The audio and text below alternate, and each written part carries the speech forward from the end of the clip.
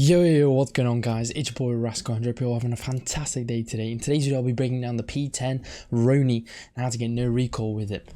Before I get into the nitty gritty recoil breakdown, which will be timestamps on screen above or below, I guess, for you guys, if you want to check them out and move forward along the video, I have to talk about peripherals. So peripherals are keyboard, mouse, monitor, etc. The most important thing for me, honestly, is my arm sleeve. Basically, this is because when you use an arm sleeve, you keep your aim and movement consistent throughout when you use it, if that makes sense. Because otherwise, if I sometimes use, like right now with this jumper as an example, it like creases itself. So when you move your arm across the surface, it like catches and folds, and it will catch your aim 100%. I know for a fact it does.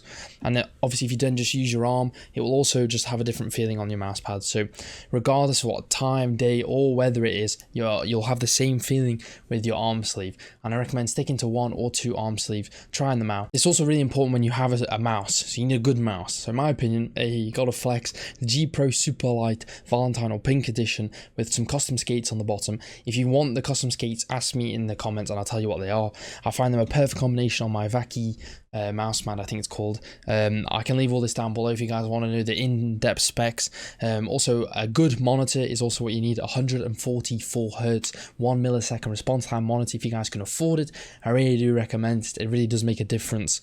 And those are the peripherals for you guys. Now let's get right into the attachments. Now the attachments will be site dependent, is up to you. Honestly, I've used the Roni with every single site, quite a lot actually. I do enjoy the red dot as well, by the way. The holographics are clean and the reflex is clean, but again, for me, because it's there, the 1.5 is probably the best site you can use. Yes, it is probably flash hider for you guys if you guys don't already know. You can use the extended barrel if you guys want to for that extra damage. However, it obviously does stand out, and also it's more of a headshot game, so there's not really much point in my opinion. You might as well use the flash. This is the biggest change for me when I made my old video on the Roni. It was all about angle grip because it was all snappy. They nerfed angle grip, and they also, the recoil with angled actually does kick when you use the 1.5 on the Roni, so I highly recommend the vertical. You honestly won't really notice the difference in angle and vertical when you use it, and it feels so much cleaner. You might be playing with the Roni recently and be like, no, this gun feels wrong or doesn't feel right. If you try the vertical, you'll start loving this gun again, because I'm absolutely loving it at the moment. And obviously, guys, represent the Cyclops skin, because best skin. Let me know in the comments what your favorite skin on the Roni is. Right, guys, let's get into it. So now I'm going to ADS and not recoil control, and then I'm going to recoil control and show you the difference. And hopefully the steps and the attachments I've been telling you guys will make a difference like I'm showing you right now. And we can also break down the recoil spread of the Roni, which only has 16 bullets, so it's going to be quite easy to figure out. Right, so this is me not controlling it. I'll do it 2 times just to show you. That's what the Roni looks like without any recoil control, and this is what happens when I recoil control it.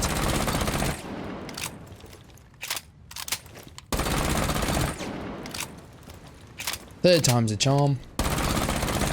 The more I do it, the easier it gets. But if I come and look at the recoil, sorry about the detector outdoors thing, you guys can see that the first bullet will always kick. Sorry, the second bullet, I should say, will always kick after the first bullet. Then it fires 3 up, then it goes to the right by 3 or 4 bullets, and then it goes up to the right again. Then it goes up right, then it goes left a bit, back up to where the kind of the first spread was, and then goes the last 2 bullets kind of kick to the right again. So your recoil like control is kind of pulling it left tiny bit, but honestly, if you just pull straight down, because the spread isn't that wide, so what I'm talking about is that these bullets still go in sync. They kind of still touch the first bullet, that you guys don't really have to pull down any different. You just want to pull down quite drastically. You don't really have to pull down left or right, because the spread is so tight in the line, it just wants to kick up quite a bit. So it's really easy, genuinely with a vertical grip, really easy still to control the Roni, and it's only got 16 bullets, so it's really like you don't have many bullets to recoil control, if that makes sense. It's very easy to keep it compact. Now let's get into some bursting.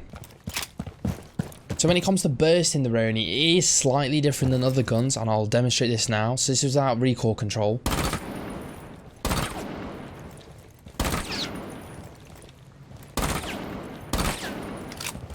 So by slightly different, I mean, honestly guys, I will then now recoil control, but it really isn't worth your time to kind of practice the bursting, to be honest. This gun's spread is really tight. So all I do when I burst is pull down. So this is the first bullet and it goes up, and that's That might be my first bullet. Sorry, that's my first bullet, and I go down because I prefer to pull from the head downwards, if that makes sense. So I'm always aiming head height, while this is going up to above the head. Like the second bullet's probably above the head. So honestly, with bursting, I don't want to waste your time too much. It's just not really much point, to be honest. If you want to just do a little bit of recoil control when you're bursting, that'll work fine. You don't really need to stress about the bursting too much. It's very simple. I think this gun is incredibly good at the moment. I think you see a lot of pros still use it, and it's because the recoil isn't that bad as long as you use the vertical. But I'm sure you can get good at the angled, but the angle just doubles or triples the kick a lot more than the vertical does. What's going on here?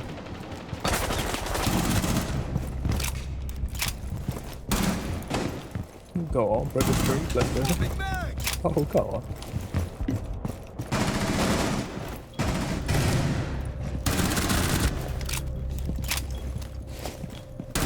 One's coming blue. I watching me stab. I watching me stab. Just chill. 2 against 2. Must be in.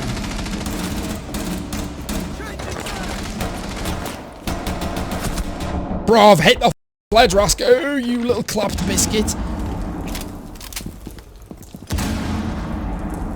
One's peeking left side of the double and one's lying down. Alright, there's one more left side. Okay, running back now on the umbrellas. Nice. 4 remaining. Thanks. Div, I appreciate it. That's fine, RC, man. Looks like you still got the love, man. Did you enjoy it? Wait, did they just open the hatch? Oh, no, I'm just getting stressed.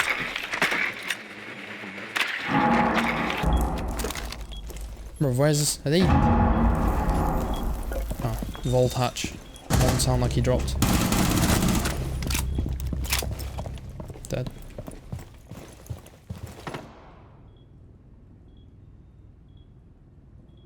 Also, just posted a new video today on everything that's coming this season. Oh, no, sorry. On a army breakdown. I had to post that other one the day before. What rank is everyone here? What's our rank this season on Siege?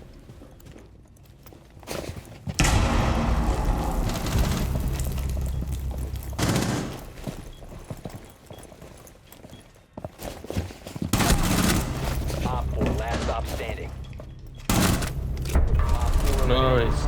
Back on the Roni? One magazine is plenty. Very good, very nice.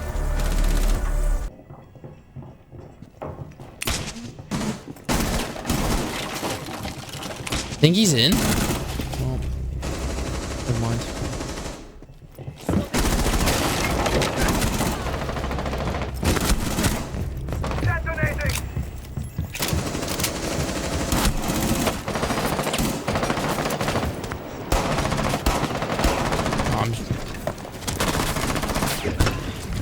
Thanks so much for watching, guys. I really do hope this helped you. Remember, leave any comments down below if you need any help, and please down below in the comments let me know what gun or what character you want to see me do next. Thanks so much for watching. I appreciate all the support. Have a fantastic day, and see ya.